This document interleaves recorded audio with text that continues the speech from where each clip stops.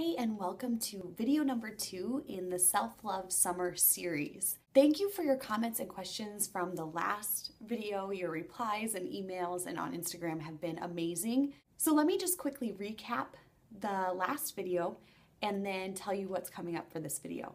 So in the last video, I shared with you some of my past struggles with food during the summer.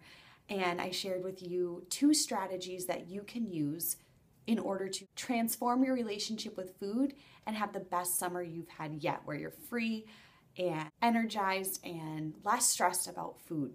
One of those strategies was rephrasing, and the other one was what to do before you go to an event or party or an out of routine situation so that you can make the most of it. We also talked about how summers are often full of stress because of the out of routine and the ups and downs, and you might want to be feeling like you can lose weight so that you're in your bikini body and feeling confident and all of those things, and how it doesn't have to be a stressful time of year. It can really be a time of year where you're thriving. And I don't think anyone should have to live under that kind of stress. I've been there and it's so not worth it, right?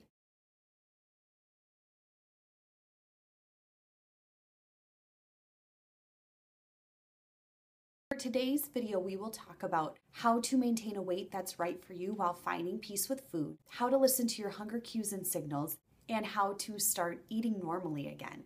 So first, how to maintain your weight while finding balance with food. First, you have to understand that finding balance with food really just means that you are going to start honoring your body. You're going to start understanding what it is that you like to eat, how much food feels good for you, leaves you feeling energized, healthy, fit, light on your feet, how you like to move, and when you're hungry. When you start doing these things, your body gets to a place that's the natural, almost perfect spot for you. So the first tip is to start listening to your body. And one way you can do that is by using a hunger scale. And some people do this differently, but I use a 5-point scale. 1 being starving, 2 being hungry, 3 being content or neutral or just right, 4 being full, and 5 being stuffed.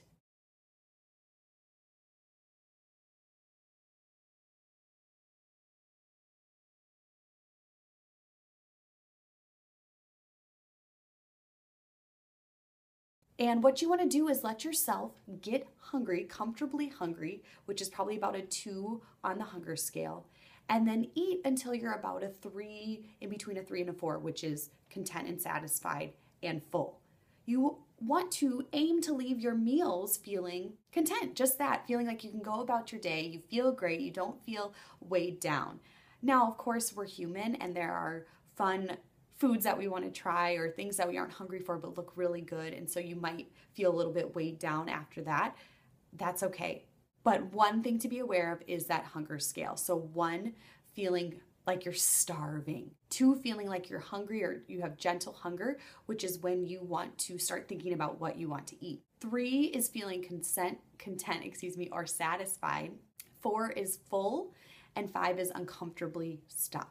Knowing that, you can kind of gauge where you are on the hunger scale. If you're starting to feel like a 2, gentle hunger, then you know you can eat until you're in between that 3 and 4 range of content and full. Right at that spot where you're like, yep, I'm good, I've had enough. That right there is your weight maintenance tool. Starting to listen to your body, understand how much food you need in order to start feeling content or satisfied. Your body does not want you to be overweight. Your body doesn't want you to feel uncomfortable. And so it will guide you in the right direction to eating the portions of foods that are right for you, that leave you in the best body you could possibly be in, right?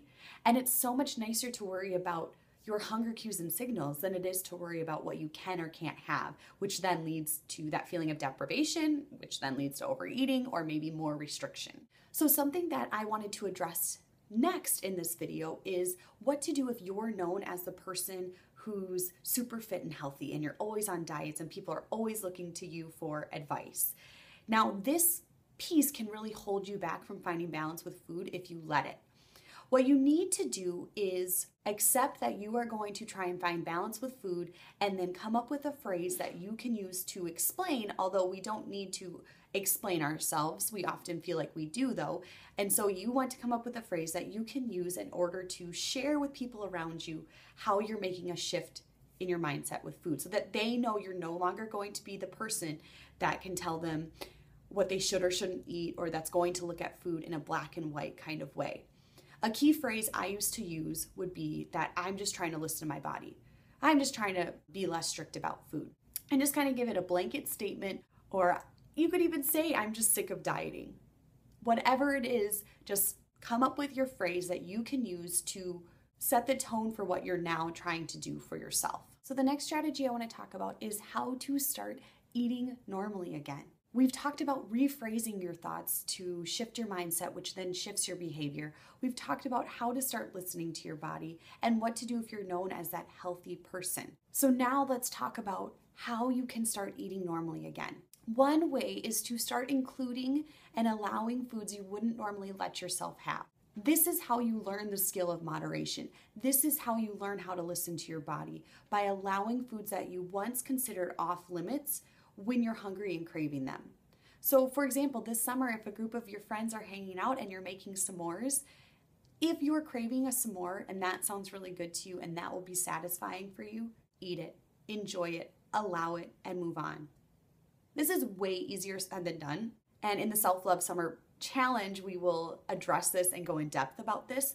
But just know that in order to get rid of those restrictive food police diet mentality thoughts, you've got to start allowing some of the foods into your life that you don't let yourself have. Over time, those foods will lose their power over you and you'll be able to eat them in moderation, which then helps you maintain a weight that you want to be at, or the body that you want to have, because you'll be able to eat those by listening to your body when you're craving them, and in a way that's really balanced, instead of feeling like you either can't have them at all or you're just gonna overeat on them and then start over tomorrow on your diet. So you know, the best part about this, incorporating all foods that you love in moderation, is that it frees up the space in your mind for you to be able to enjoy what's going on around you.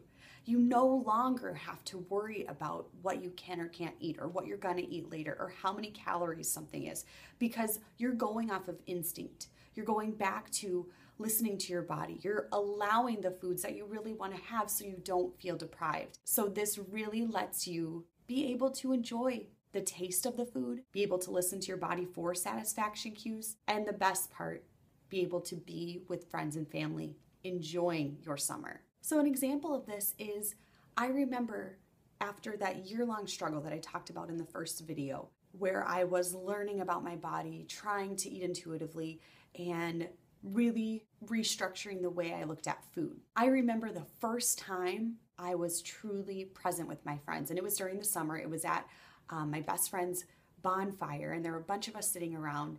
And I remember about an hour or two into all the stories we were telling, we were all laughing and enjoying ourselves. I thought to myself, oh my gosh, this is what it feels like to be present. This is what it feels like to be engaged. I was laughing, I was letting go, I was being funny, my friends were being funny, we were just like having the best time, and I didn't once think about what I could or couldn't have. I was sitting there and I was just enjoying it. And I knew right then and there, like, this is how I wanted to feel all the time. And this is how we all deserve to feel all the time, being able to be in the moment. So here's the deal. You may be in a place where you're really truly worried that you want to look good in a bikini, that you need to be in your best bikini body shape for the summer, and that there's no way without a diet you'll be able to get to that place. But the cool thing about learning to listen to your body is that you have that instant stress relief of no longer dieting. Your body says thank you because it can now trust you, that you're going to take care of it, that you're going to feed it when it's hungry, and you naturally lose weight or get to a place that's just right for you because of that instant stress relief.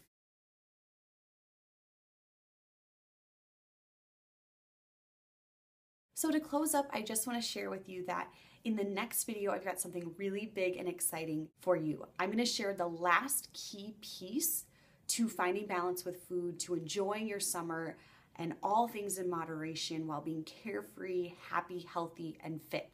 So you'll want to stay tuned for that, because it's one thing that we have not talked about yet. And I also want to invite you to reply back to this email or leave a comment if this is my blog, or head over to my Instagram and share your thoughts. What does your ideal summer feel, look, and sound like for you?